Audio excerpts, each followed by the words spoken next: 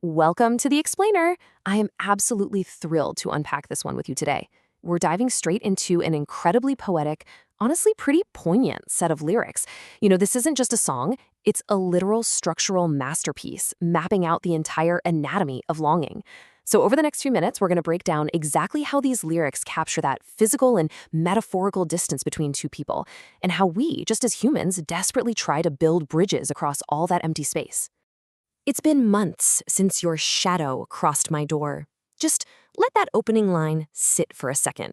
We're instantly dropped right into the narrator's reality.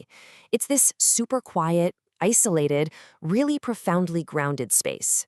By focusing on a literal shadow crossing a door, the lyrics immediately hit you with this deep sense of absence. Because it's not just about the person being gone, right? It's about the lingering imprint of exactly where they used to be. And that actually brings up a huge question. Have you ever felt the totally crushing weight of physical distance from someone you really care about? Like, where the miles between you don't just feel like geography on a map, but an actual heavy weight sitting right there in the room with you? Well, throughout this explainer, we're going to see exactly how these lyrics capture that universally human experience of missing someone, and honestly, the wild lengths our minds will go to just to keep them close. Okay, let's dive into this. We can break this emotional journey down into 4 distinct phases, kicking things off with phase 1, shadows in the quiet. So in this initial phase, we're looking at a world that has just suddenly stopped moving. A world where the primary action is literally just remembering. Look at this lyric right here. I still see you in the quiet, just like before. The narrator is actively manifesting a lingering presence of this other person, right out of the silence. Actually, scratch that. It's more like, even with this massive physical separation, the narrator tells us that the space between them feels so full. It's absolutely packed to the brim with memory, with grief, and with this sort of invisible, buzzing energy of a connection that just totally refuses to break. But man, just sitting around in the quiet, that's not sustainable. Which brings us right to phase 2, the friction of distance.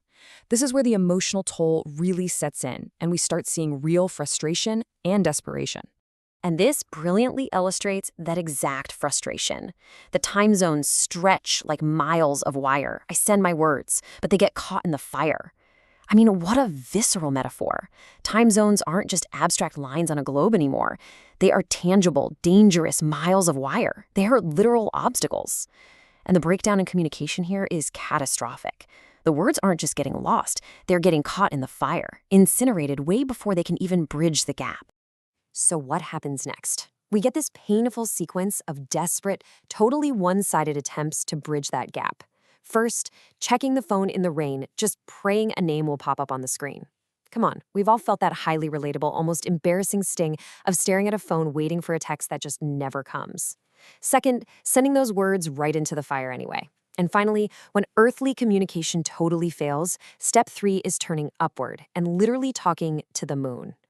All of this pent-up frustration culminates in the super sharp rhetorical challenge thrown right at the absent partner. You once said, distance makes love real. But tell me, love, how does it feel? The narrator is openly calling out that highly romanticized cliche, the whole distance makes the heart grow fonder thing.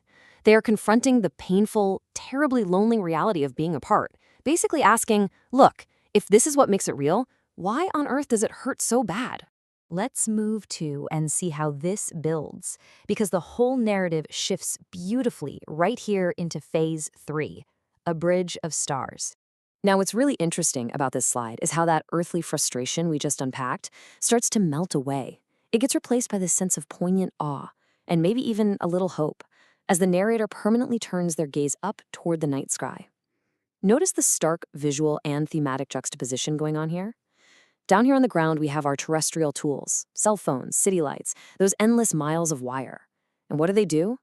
They fail us. They catch fire. They totally disconnect.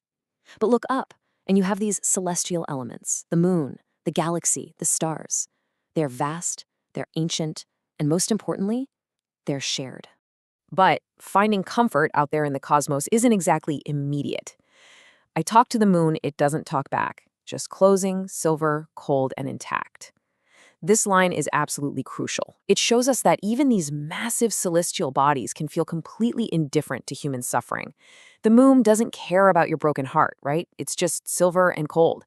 And this indifference perfectly sets up the narrator's urgent need for a truly shared connection, something way deeper than just shouting out into an empty, uncaring universe. So, how do they finally find that connection? Take a look at these specific lyrical elements. The narrator suddenly realizes they are both, right at this exact moment, beneath the exact same galaxy. No matter what the time zone is, if they look up, the sky is still the exact same shade of blue. Ultimately, the stars themselves start acting as the only functional bridge between them today.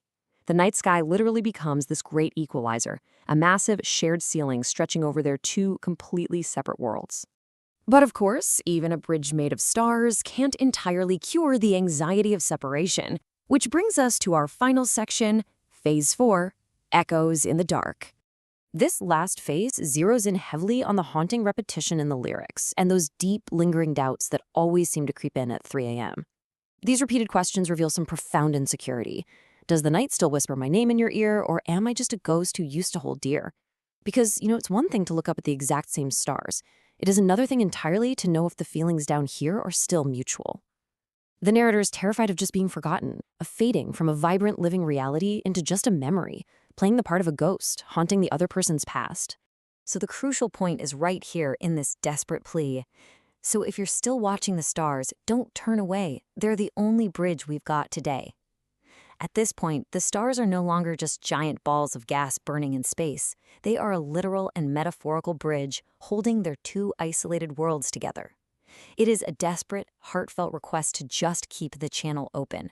Please, don't sever the last remaining tie we have. And what I love is that the lyrics brilliantly refuse to give us a neat and tidy ending. Are you still watching, wherever you are? We are left hanging with this massive, open-ended question. The narrator is essentially trapped in this perpetual state of waiting in the dark. We don't actually get to know if the other person is looking up. We only know for sure that the narrator is. Which leaves us with this final thought to take away today. When the miles of wire fail us and our everyday terrestrial tools break down, are we all just holding on to ghosts, hoping the night sky can somehow serve as a bridge? It's an incredibly powerful way to look at how we navigate memory, how we navigate distance, and ultimately, how we navigate love. So definitely think about that the next time you're outside looking up at the stars. Thank you so much for joining me for this explainer, and I'll catch you on the next one.